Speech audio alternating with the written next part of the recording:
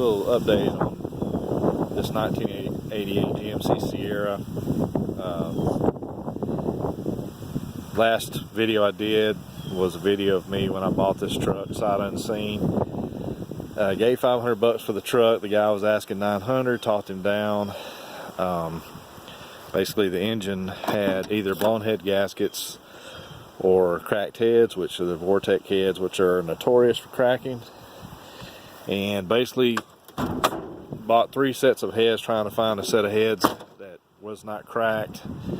Got everything put back together, got everything cranked, got the truck running, and just started kind of replacing things on the truck I felt like needed to be replaced.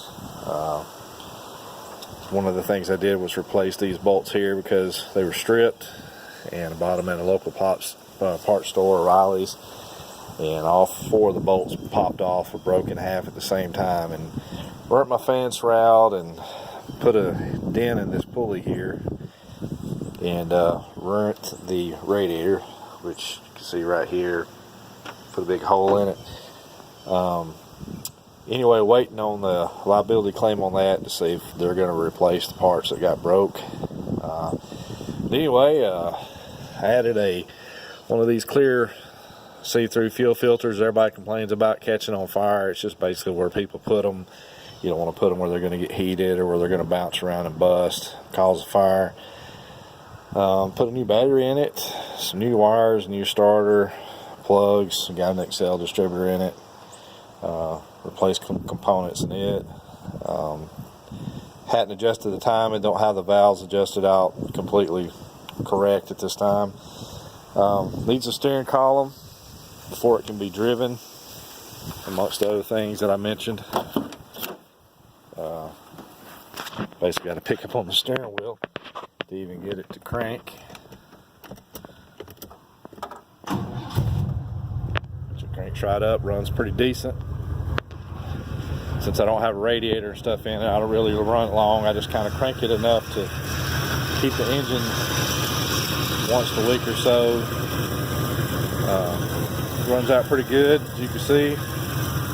Got some exhaust leaks. I need to tighten up on the exhaust on it. But this past week I kind of took some of the wheels off, which looks like somebody had treated the wheels with probably acid or something, because the coating is off of them.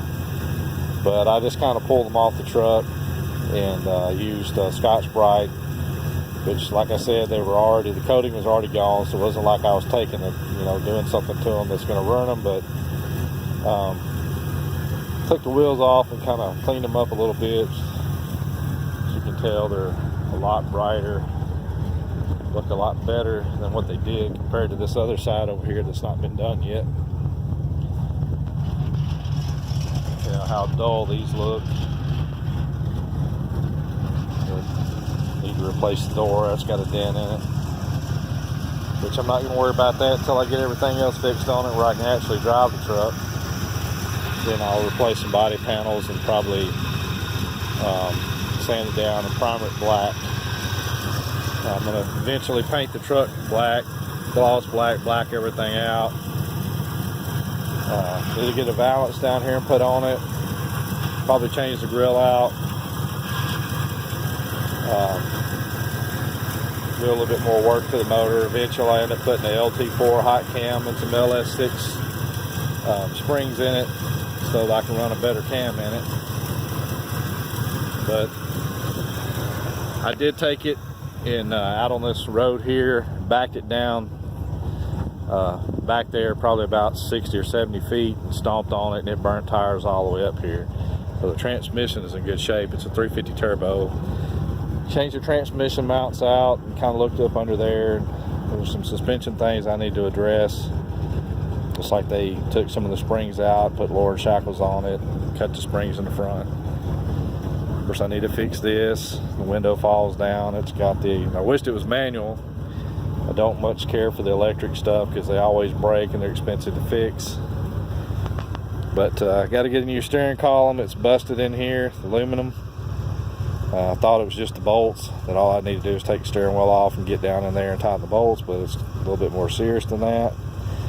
got some interior issues to do, but I think for $500 for a running truck, it's not a bad deal. It's, you know, it's just something that can sit and I can just fix on it, work on it as I go along. Eventually just going to build another motor, probably LS swap it. But it's a good platform to work on. A lot of these parts are inexpensive to replace. You can buy fenders all day long out of junkyards or even eBay that's just primer black for about 75 bucks. But other than that, the truck is at a standstill until I hear back from O'Reilly's. Like I said, I bought the these bolts here to replace because these were kind of where somebody took them off before. The wrenches were starting to turn the bolts off, and so I just bought a new set and put them on, and in 5 minutes they all broke right in the middle where these tighten, where they'll stop tightening. They all broke, and then, like I said, broke some components, and I did a liability claim through O'Reilly's. 78 weeks before I know whether or not the company that they bought their bolts from, will replace what broke. If they don't, it's just something I'll have to deal with. But other issues I have is getting rid of some of these wiring that come with a TBI engine that was in here that I've got to trace down and pull out to clean everything up. The other thing that I want to do is change the intake. It's got a Pro Comp intake, which I think is a China-made performance intake, and I want to go with one of the Edelbrock's, and gonna paint in here with some black paint. Eventually get a cow hood. Eventually replace the door panels and some of the, maybe the fender on the other side. Probably replace the tailgate. It's got some Bondo in it, and probably need to fiberglass some of this stuff here. Don't particularly care for these, but I'm probably going to paint these black, get some black tint put on it, put me a fuel cell in the back, get rid of the gas tank that's in here, put me a Tanya cover on it. Like I said, I'm going to primer it black and eventually paint it black. And I like to get a set of Pro Stars on here, skinnies in the front, some wides in the back, which these wheels came with the truck, which looks pretty decent, even though they need some work. I'm going to get a valance for this fender, and like I said, projects like this is a labor of love and takes money to do things. And I live in the Gulf, and things in the Gulf here is seasonal, so you just gotta do the best you can when you can. Right now it's like October the 10th, and Florida is under a Category 4 hurricane, and I live in Alabama, which is right here in Gulf Shores. I live in a town called Foley, Alabama, which we're supposed to get like 100-mile-an-hour winds. So I bought this old thing right here for 800 bucks, this Trailblazer, and has a power steering leak. So I think it's in the rack and pinion or power steering pump or one of the hoses, pressure hoses or something, which I had it up, was fixing on it, and it's been raining about every day off and on like it does in this part of Alabama.